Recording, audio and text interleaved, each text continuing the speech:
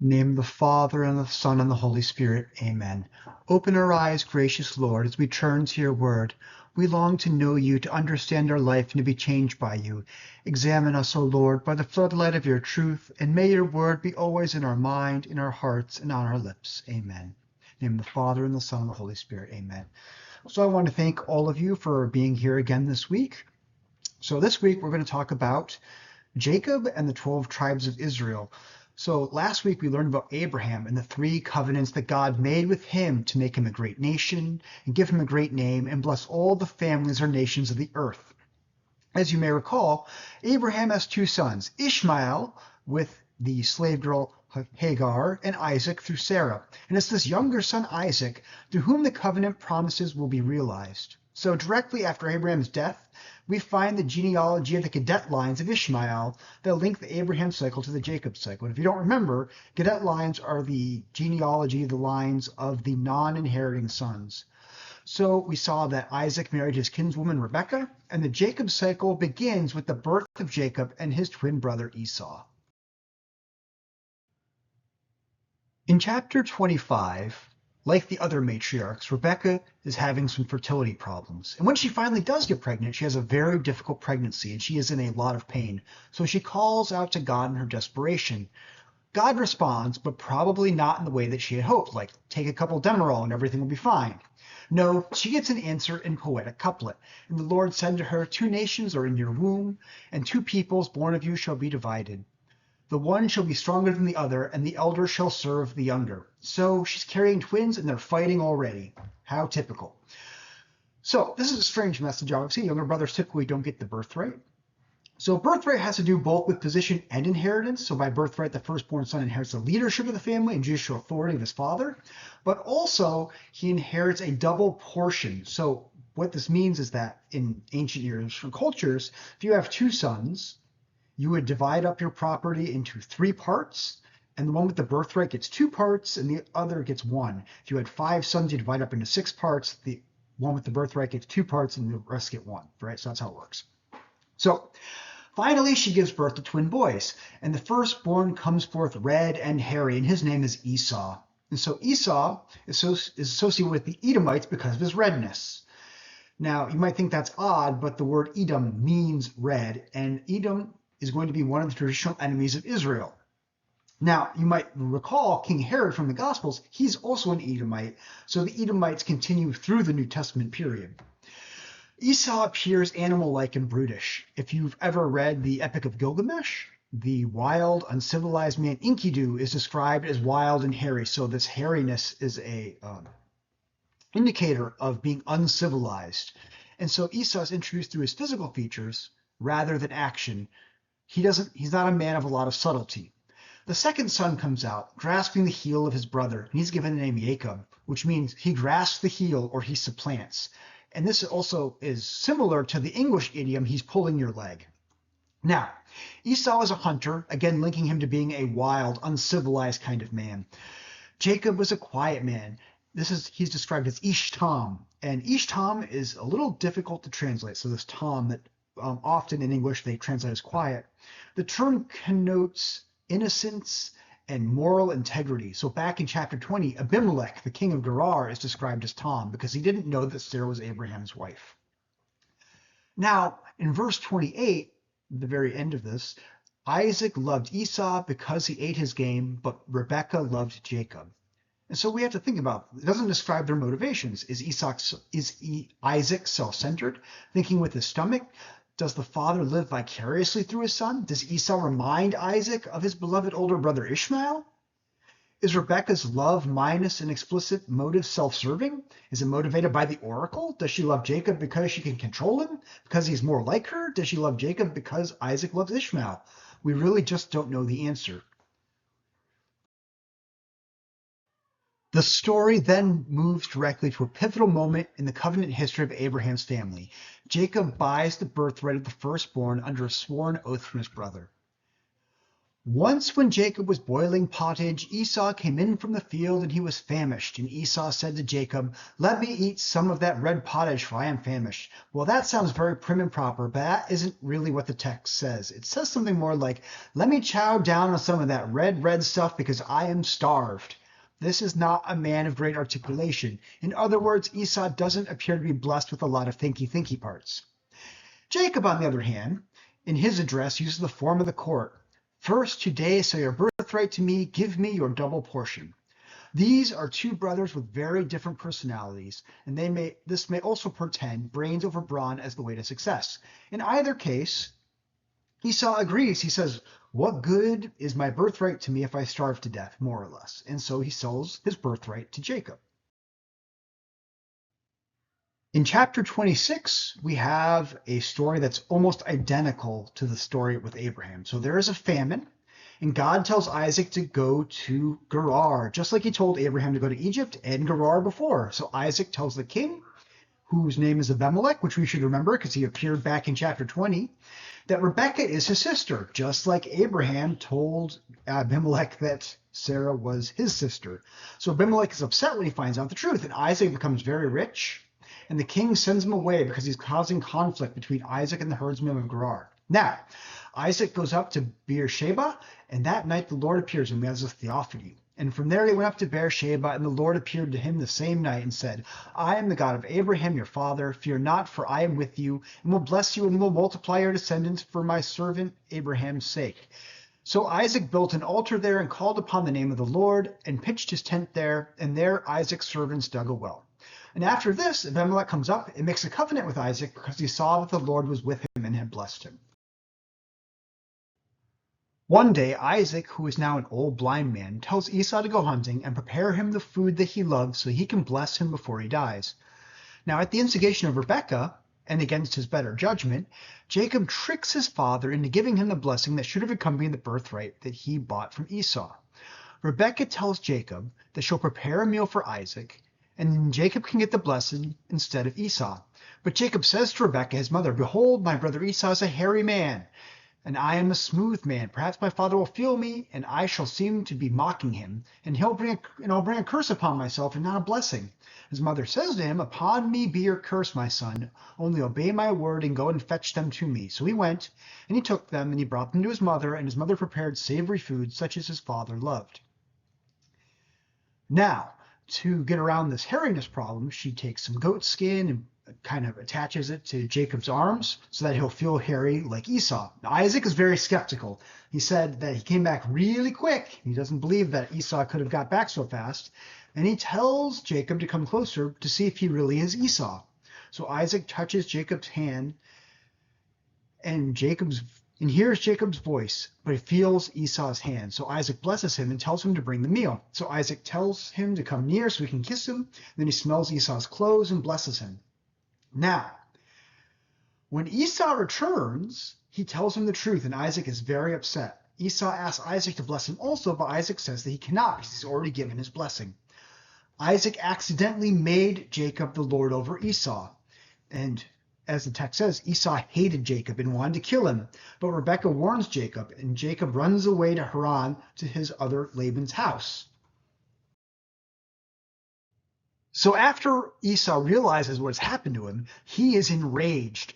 And so Rebekah sends Jacob up to her brother Laban to find a wife. And so he travels to his mother's brother's land in Padan Aram, that's in northwest Mesopotamia. And on the way, God appears to Jacob in a dream at Bethel, reaffirming to him the Abrahamic blessing and explicitly renewing the covenant, the nation, the name, and the universal blessing that was made with Abraham and Isaac. And so in response, Jacob builds a shrine and then continues up to Padan Aram.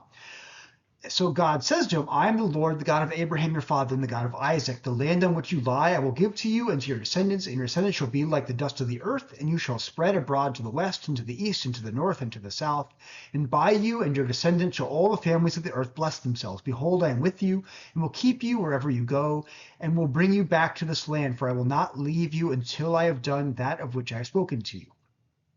So he sees a great ladder ascending into heaven, and he sees angels going up and down the ladder. And so we have this ladder, and that represents the link between heaven and earth. And if you compare it to the Gospel of John, so in the Gospel of John, Jesus makes reference to this when he calls Philip and Nathanael, and he says, "Truly I say to you, you will see heaven open and the angels of God ascending and descending upon the Son of Man." He pointed to the ladder being the cross. In chapter 29, a man meets a woman at a well, and we should know what that means by now. When Jacob arrives, he falls in love with Laban's daughter Rachel, and he meets her at a well per the norm. Laban agrees to let Jacob have her if he will work for him for 7 years. So Jacob does this, and to him it seems like only a few days because of his love for Rachel. And when he's finished with the work, he demands Rachel from Laban. But Laban tricks him and sends him the older sister Leah, who he did not find attractive, according to verse 17. So in the morning, Jacob realizes it was Leah, and he is very, very angry. Jacob says to Laban, "What is this you have done to me? Did I not serve with you for Rachel? Why then have you deceived me?" Laban tells him that it is not their custom for the younger daughter to wed before the older one. He tells him that he should complete her week, and then he will give him Rachel in return for serving for another 7 years. So the week here refers to the marriage festival, which lasted a week, as we're going to find out in the book of Judges. And to have forsaken Leah during this period would have been to offer her an insult which her brothers would have been obligated to avenge. Appeased, therefore, by the promise of Rachel as soon as the 7 days are over, Jacob, rather than quarrel with the whole family, submits to the wrong. The Hebrew is remarkable. "Fulfill the week of this, and we will give thee also this for the service." But in Hebrew, this ... this means the one and the other. And it's a mistake to suppose that the language will allow the first "this" to be understood as anyone but Leah, and the second "this" of anyone but Rachel. So Jacob serves Laban another 7 years for Rachel. And remember, polygamy leads to strife. Leah conceived and bore a son and named him Reuben, then Simeon, then Levi, then Judah. She thought this would make Jacob love her, but it did not. In fact, the name Reuben, the name of her first son, the oldest, literally means "look, a son."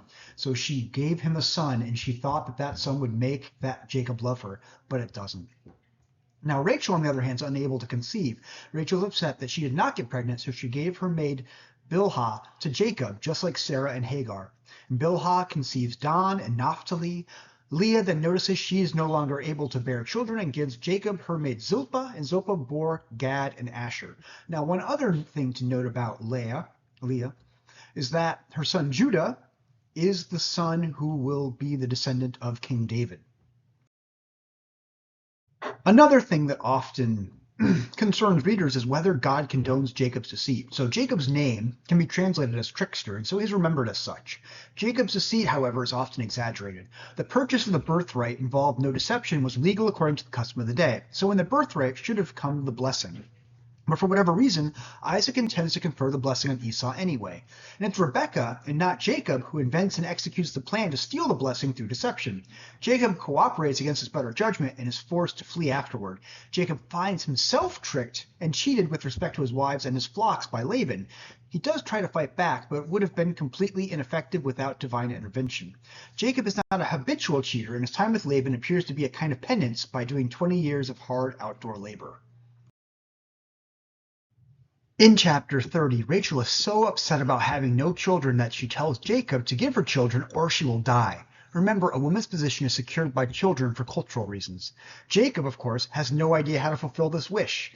And although Rachel does finally manage to bear children who are significant to salvation history, Judah, the son of Leah, is the ancestor of King David and Jesus. Thus, even though she's not loved by Jacob, she's an extremely important character. And finally, at the end of chapter 30, God remembered Rachel, and she bore a son who she named Joseph.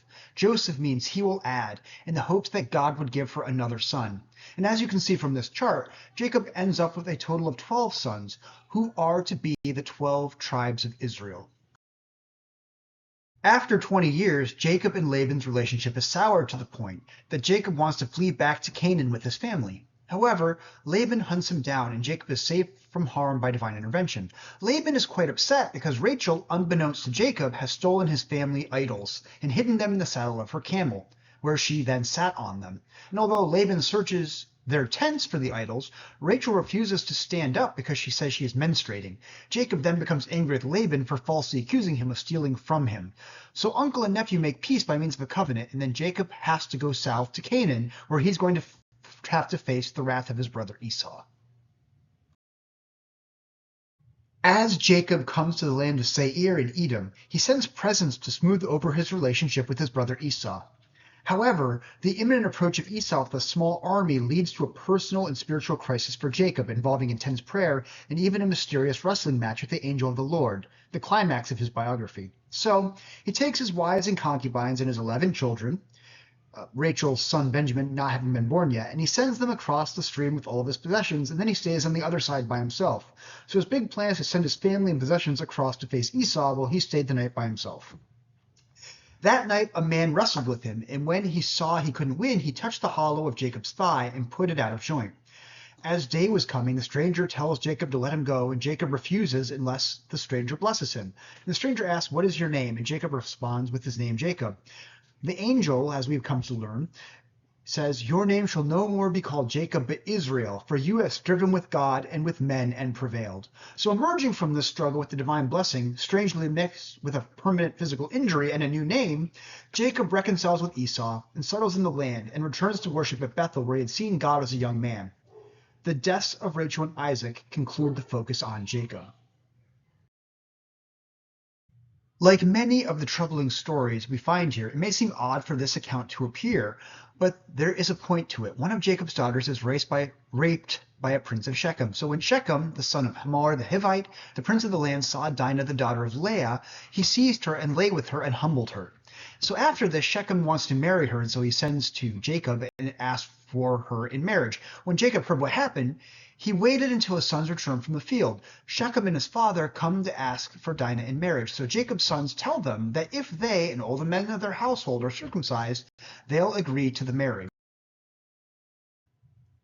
Now, of course, getting circumcised is not a lot of fun, and so while they're sitting there recovering, Simeon and Levi come to their city, and they use their swords to murder every single man in the city. So they take their flocks and their herds and whatever was in the city and their fields and all their wealth and all their children and their wives and all that was in their houses, they capture and make their prey. Then Jacob comes to Simeon and Levi and says, "You have brought trouble on me by making me odious to the inhabitants of the land, the Canaanites and the Perizzites." And Simeon and Levi said, "Why should we let him treat our sister as a whore?" And so they're outraged by the lack of justice, while Jacob would like to keep the peace. Now, this gives us an explanation for why Simeon and Levi, the two oldest sons after Reuben, lose the favor of their father, which means they're also going to lose their birthright, which is going to be important. God then tells Jacob to go to Bethel to make an altar there. And Jacob takes this opportunity to get rid of the foreign gods. Recall that Rachel had taken the idols from her father's house, and it tells all of his family to purify themselves. So after building the altar, God appears to him and repeats what the stranger had said to him. "Your name is Jacob. No longer your name shall be called Jacob, but Israel shall be your name." So his name was called Israel, and God said to him, "I am God the Almighty. Be fruitful and multiply. A nation and a company of nations shall come from you, and the king shall spring from you. The land which I gave to Abraham and Isaac I will give to you, and I will give the land to your descendants after you." And so he kind of makes the same promises to Jacob that he had made to Abraham before him. Leaving Bethel, they travel south to Ephrath, which is also to be called Bethlehem. And during this time, Rachel, who was apparently pregnant, goes into a very difficult labor. And as she lay dying from childbirth, she names her son Ben-Oni, which means son of my sorrow. Now, after she dies, is buried, Jacob renames him to Benjamin, which means son of the right hand. So Jacob sets up a pillar there, and the tomb of Rachel, you can still go visit it near Bethlehem today. One of the important functions of the Joseph cycle is to explain the origin of the various relationships that will ultimately take shape between the tribes that descend from the 12 brothers. Here we're going to see Reuben, the eldest brother, never actually gets to exercise leadership, and this is because he's going to offend his father by having a sexual relationship with his father's concubine, Bilhah, and thereby he's going to fail to receive the blessing of kingship, which would have been rightfully his as firstborn son. Likewise, as we discussed previously, Simeon and Levi, though next in line biologically, also suffer a loss of covenant blessing status because of the injustice they perpetrated by deceiving the men of Shechem into circumcising themselves and then slaughtering them while they recovered. So in the course of the story, we're going to see that Reuben tries to exercise leadership in the family, but he is always unsuccessful. And instead, as we're going to see, the family trusts and follows the leadership of Judah, who is not without his own problems. Although behind Reuben, Simeon, and Levi in birth order, Judah is the oldest son who is not cursed by his father for some grave offense, and so to him falls the scepter of rightful kingship, as we're going to learn in chapter 49. But finally, at the end of chapter 35, we're going to learn of the death of Isaac at Mamre, where Esau and Jacob bury him. To finish up the Jacob cycle, in contrast to Abraham, Jacob leaves no cadet lines. All of his sons are heirs to the covenant promises, all 12 tribes of Israel. And as a result, Jacob Israel is the distinctive embodiment of the nation that springs from him. So Jacob is most notable for his desire to be the heir of the covenant. In other words, his desire for God's blessing. Jacob is not the firstborn or the natural choice for this role, and the story of his career is one of struggle against others, especially his own family, and even against God himself to a degree, and in an effort to receive the blessing. So in this, he contrasts with his brother Esau, who is not a bad guy and even somewhat sympathetic, but in the final analysis, he comes off as indifferent to the covenant patrimony of his status as firstborn. And he prefers the earthly good of a meal to the spiritual blessing won from him by his younger brother. He chooses the happiness of pleasure over the lasting happiness of transcendent relationship with God. And so we see moral growth on the part of Jacob, and he learns he is not worthy of the steadfast love shown to him by God, the God of Abraham and Isaac. It was God who delivers him in his distress, and who was with him wherever he went. So the author clearly doesn't want the reader to emulate Jacob in all regards, but his passionate desire to claim the covenant and receive the blessing are upheld as models for the national character. The final section of the Genesis narrative focuses on one of the sons of Jacob named Joseph. So the Joseph cycle is a well-integrated, discrete narrative that has been described by scholars as kind of a novella and recognized by many as a masterpiece of world literature. It's largely set in Egypt, and as you might expect, it reflects a lot of Egyptian culture and literature. It shares themes with a classic Egyptian literary work from the second millennium, notably the Tale of Sinuhe. The tale describes an Egyptian man who flees his kingdom and lives as a foreigner before returning to Egypt shortly before his death, and explores universal themes such as divine providence and mercy. The Joseph cycle begins with a Toledot marker, and Toledot is a Hebrew word for generation or story, and so the section begins, this is the story of Joseph, or Toledot, in Genesis, and then it launches in the biography of Joseph. This is a literary clue that we're dealing with a sacred family history. But Jacob loved one son more than the others, and his name was Joseph. The other brothers can't stand him. He's really kind of an obnoxious kid. So Jacob, also called Israel, gave Joseph a special coat, and this made Joseph look like a prince. And although Jacob's preferential love is due to human causes, there's a hint of something else. Some people gratuitously enjoy special favors, sometimes special divine favor and love without diminishing the love for others. And in truth, grace is this kind of unmerited divine favor. God loves us and gives us grace, even though we don't really deserve it. This does not, however, mean that we all receive exactly the same gifts. So the sin of Jacob's sons begins like Cain's. They're jealous of God's preferential love, and it turns into hatred and envy and ends in tragedy. Now, Joseph is kind of a dreamer. Dreams play a vital role in the story of Joseph. And so, for example, he sees this dream where binding sheaves in the field, and lo, my sheep arose and stood upright, and uphold your sheaves gathered and bowed down to my sheep. And his brothers become really indignant, like, we're going to bow down to you? I don't think so. So they hated him for his dreams and for his words. And then he had another dream. The sun and the moon and the stars were bowing down to me. But when he told it to his father and his brothers, even his father rebuked him. He says, what kind of dream is this? Shall I and your mother and your brothers indeed bow down before you? And so his brothers were jealous of him, but his father kept the saying in mind. So even Jacob rebukes Joseph over this one. His brothers are so offended they begin to plot against him so that it cannot come true. Now Joseph's brothers travel to Shechem, which is about 50 miles away from their home, and Jacob sends Joseph after them to help pasture the flocks. The brothers want to murder Joseph, so when they see him coming, they make this plot, but the oldest brother, Reuben, wants to save him. And they say, here comes the dreamer. Come now, let us kill him and throw him into one of the pits. Then we'll say that a wild beast has devoured him. We'll see what will come of his dreams. But Reuben persuades the others to throw him into the pit so he can help him escape later. So they took his robe and threw him into the pit. And then they sat down to eat and saw a caravan of Ishmaelites from Gilead. So remember, these are the descendants of Ishmael, the brother of Isaac. So Judah suggests that instead of killing Joseph, they should sell him instead. It isn't entirely clear what his motivation is. Was he trying to be merciful? Did he just want the money? He does seem to realize it's wrong to kill him because he says, "Let not our hands be upon him, for he is our brother, our own flesh." So the other brothers go along with it. They thought they could make some money and get rid of Joseph, bonus. But Judah and Reuben both intervene on behalf of Joseph in the story and try to limit the evil committed, even though they're not exceptionally successful. When Reuben comes back and he sees what happened, he's very upset and he rends his clothes. The other brothers kill a goat and dip Joseph's robe in the blood so that Jacob would think that he had been killed by wild beasts. In the ancient Near East, widows couldn't inherit anything, as we previously discussed. So, if they did not have any children, they were essentially left desolate and often starved to death. So one solution to this problem was a levirate marriage. This essentially means that the brother or other near kinsman of her husband had to marry her and generate children for the deceased husband. This in turn made sure that the widow was taken care of. Now Judah has a son named who married a woman named Tamar. Died, and so Tamar was a childless widow. Brother Onan enters into a levirate marriage with Tamar, but instead of giving her children like he's supposed to, he spills a seed on the ground. And so he's also killed by God. Then Judah says to Tamar, his daughter-in-law, "Remain a widow in your father's house till Shelah, my son, grows up." So he feared that he would die like his sons. And Tamar went and dwelt in her father's house until Shelah was of age. However, Judah doesn't keep his promise. And so to rectify the situation, she dresses herself like a prostitute and stands in the corner to wait for Judah. Judah thinks she's a harlot and doesn't realize it's Tamar. And he says, "Come, let me come into you," which means exactly what it sounds like. So he promises to send her a kid from his flock as payment. But she's quite shrewd and asks to keep his signet ring, cord, and staff until he pays the agreed upon price. Now, when Judah comes back to pay, the people say there's not been a harlot there. So 3 months later, it starts to become obvious that Tamar is pregnant, and Judah says she should be brought out and burned at the stake.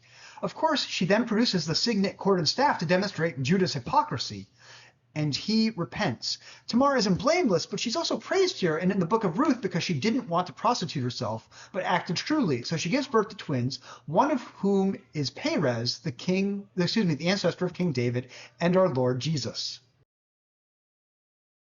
In addition to typological interpretation, we find consequential implications for the moral teaching of Christianity, with specific reference to teaching on human sexuality. One of the most significant of these regards the account of the sin of Onan in the course of relations with Tamar, and as a result, he's slain by God. So in the book of Deuteronomy, we learn that if a man refuses to give children to his brother's wife, the punishment was not death, but the widow would take off the man's sandal, spit in his face, and as a public act of shame. So in the living tradition of the church, Onan's sin is identified as a deliberately contraceptive sexual act, and in this way it becomes the key biblical foundation for the Christian rejection of contraception. Now, in more recent times, the most significant expression of this tradition was given in the early 20th century by Pope Pius XI in Casti Connubii. This encyclical was published in the wake of the 1930 Anglican Lambeth Conference, which altered the traditional Christian teaching and permitted methods of contraception other than abstinence. Pius XI reiterated the Church's teaching about the gravely sinful character of contraceptive sexual acts by appealing to the story of Onan. Few issues have been more consequential or controversial than the modern debate over the Catholic Church's teaching on sexuality. Here we see how Genesis 38 plays a direct role in shaping the Church's teaching, that every action in anticipation or accomplishing the conjugal act that renders procreation impossible is intrinsically evil. After the pericope about Tamar, we learn that the Ishmaelites sold Joseph to an Egyptian man named Potiphar. It quickly becomes apparent that Joseph handles his master's affairs wisely. He holds out against temptation because keeping the law is more important to him than life itself. He would rather be faithful than live. Joseph rises in the house of his Egyptian master, and Potiphar sees how good Joseph is and places him in charge of his house. And as a result, Potiphar becomes very rich. Mrs. Potiphar, who isn't given a name, was very attracted to Joseph, but Joseph is like, "Back off, baby," and she gets very angry and tells her husband that Joseph tried to sleep with her and attacked her. Potiphar believes the lie and has Joseph thrown into prison. Now, there is something applicable for us also. To paraphrase Saint Caesarius of Arles, Joseph flees to maintain his chastity, and we likewise should not be ashamed to flee to maintain our own. The fight for chastity is among the most difficult a Christian has, and for many of us, the struggle is a daily one, and victory is difficult. So when we struggle with this, it's like having daily acts of martyrdom. Christ is chastity, truth, and justice. Likewise, St. Bernard of Clairvaux compares this Joseph to Jesus' foster father Joseph. That Joseph, sold to his brothers due to his brother's envy and led into Egypt, prefigured Christ's journey into Egypt. That Joseph, out of faithfulness to his master, refused to lie with the woman. This Joseph recognized his wife to be a virgin, the mother of his Lord, and staying continent himself, guarded her faithfully. It was given to the first Joseph to understand the secrets of dreams. The second has been granted a knowledge of and share in the heavenly sacraments. The first Joseph stored grain, not for himself, but for all the people. The second receives the charge of tending the living bread that comes down from heaven, both for himself and for the whole world. Joseph is blessed by God, and everything he does seems to succeed, so he rises among the ranks of prisoners until he exercises all the authority of the warden. A chance to interpret the favorable dreams of the Pharaoh's imprisoned butler seems to present an opportunity to leave the prison. The chief butler told his dream to Joseph and said to him, "In my dream there's a vine before me, and on the vine there are 3 branches. And as soon as it's budded, its blossoms shoot forth, and the clusters ripen to grapes. Pharaoh's cup was in my hands, and I took the grapes and pressed them into Pharaoh's cup." And Joseph said to him, "This is the interpretation. The 3 branches are 3 days, and within 3 days the Pharaoh is going to lift up your head and restore you to your office. And you shall place the Pharaoh's cup in his hand just as you did before. But remember me when it's well with you, and do me the kindness, I pray, to make mention of me to Pharaoh, and get me out of this prison." Now, when the chief baker sees that the interpretation is favorable, he says to Joseph, "I've also got a dream. I've got 3 cake baskets on my head, and in the uppermost basket there are all sorts of baked food for Pharaoh, but the birds were eating it out of the basket on my head." And Joseph says, "This is the interpretation. The 3 baskets are 3 days, and within 3 days Pharaoh's going to lift up your head from your body and hang you on a tree, and the birds are going to eat the flesh from you." And so it happened as Joseph predicted, but the butler forgot about Joseph, and so his hopes for escape are dashed. The interpretation of dreams is a gift from God, and while the chief butler may have forgotten about Joseph, God did not.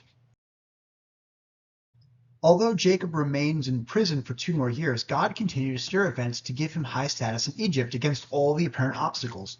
When Pharaoh himself is disturbed by his dreams, the butler remembers Joseph and recalls him from prison. So Pharaoh dreamed that he was standing by the Niles, and there came up out of the Nile 7 cows, sleek and fat, and they fed in the reed grass. And then behold, 7 other cows that were gaunt and thin came up out of the Nile after them and stood by the other cows. And the gaunt and thin cows ate the 7 sleek cows. And then Pharaoh awoke, and he fell asleep, and he had basically the same dream with 7 ears of grain, plump and good.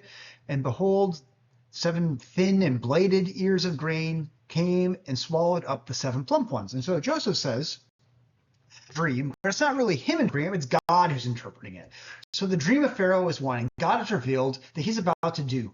There's going to come 7 years of plenty throughout all the land of Egypt, but after them there's going to arise 7 years of famine, and all the plenties are going to be forgotten. So Pharaoh should select a man who's discreet and wise and set him over the land of Egypt, and let Pharaoh proceed to appoint overseers over the land and gather up all the food that in these good years and lay up the grain under the authority of the Pharaoh for food in the cities and let them keep it. And the food shall be a reserve for the land against the 7 years of famine which are going to befall the land of Egypt, so the land may not perish through famine. Now, Egyptian history is filled with this kind of feast or famine. Joseph not only interprets a dream, but he offers practical advice about what he should do.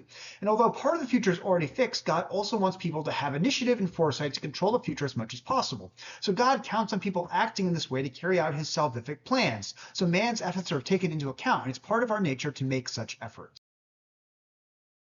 Now, since Joseph successfully interprets the dream, Pharaoh makes him the vizier, kind of the prime minister, because of his apparent mystical insight, and he orders him to do exactly as he suggested. The Pharaoh gives an Egyptian name, Zaphanath-Paneah. Remember Abram to Abraham and Jacob to Israel? It isn't entirely clear what this name means, but traditionally it's given as something like the expounder of secrets. He's given a wife, Asenath, the daughter of Pothferah, the priest of On. Now, On is the name of a city whose Greek name was Heliopolis, or the city of the sun, because it was the place of the principal cult of Amun-Ra. It's a major city and one of the oldest ancient Egyptian cities. So Joseph went out over the land of Egypt, and he had 2 sons. Joseph called the name of the firstborn Manasseh, for he said, "God has made me forget all my hardships and all my father's house." The name of the second he named Ephraim, for God has made me fruitful in the land of my affliction. So Manasseh means making to forget, and Ephraim means doubly fruitful. And he's going to be an important king of the northern tribes, and we'll talk about that much later. So Joseph quickly sets about preparing Egypt for the 7 years of famine, because just as Joseph had predicted, the famine comes, but on the land of Egypt there was bread. And not just the Egyptians, but all the earth came to Egypt to buy grain because the famine was over all of the earth. Meanwhile, Joseph's brothers are suffering from famine in the promised land of Canaan. As a result of this food shortage, they're compelled to go to Egypt to buy food, where they unwittingly find themselves begging for entrance to Egypt before their very own brother. Joseph hides his identity and harasses them as spies, but he quickly relents and sends them back to Canaan well provisioned, but with one condition. He's going to imprison Simeon until they return, and they must bring his full brother Benjamin with them to prove they were telling the truth.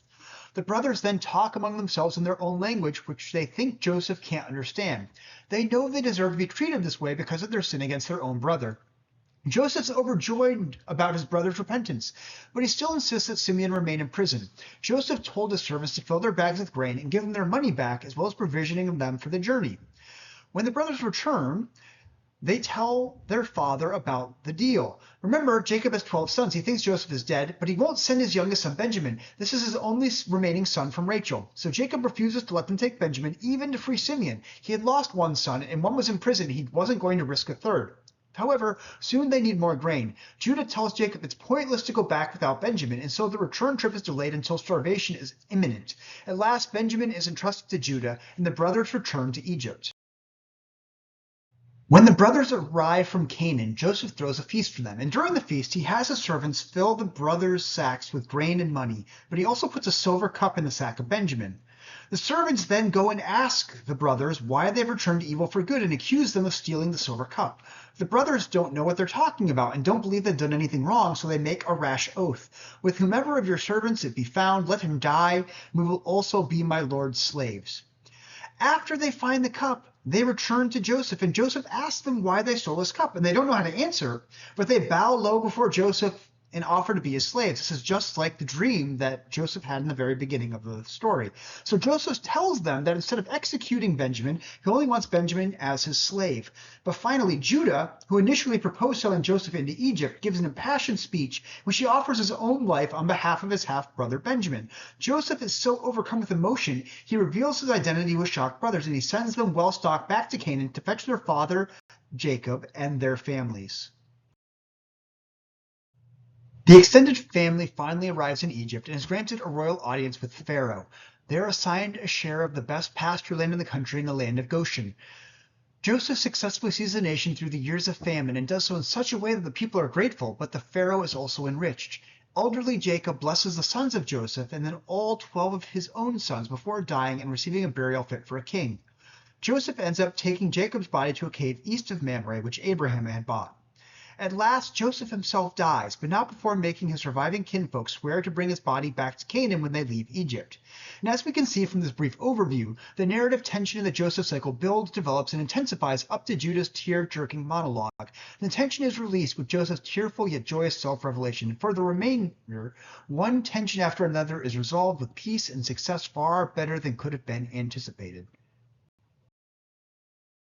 Joseph garners more chapters than any other character in Genesis, and although it is less well known, there are a lot of parallels between the life of Joseph and the life of Jesus, and these are part of the typological reading in the Christian tradition. So in light of the New Testament, we can see Joseph as a type of Christ in Genesis 37 through 50 as a kind of foreshadowing of the path, death, resurrection, and exaltation of Jesus.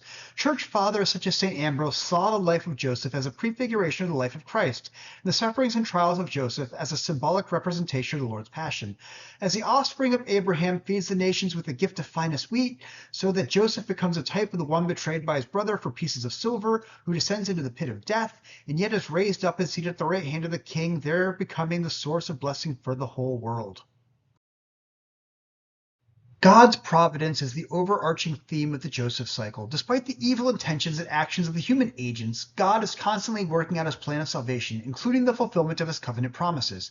Joseph sums it up himself. You meant evil against me, but God meant it for good, to bring it about that many people should be kept alive as they are today.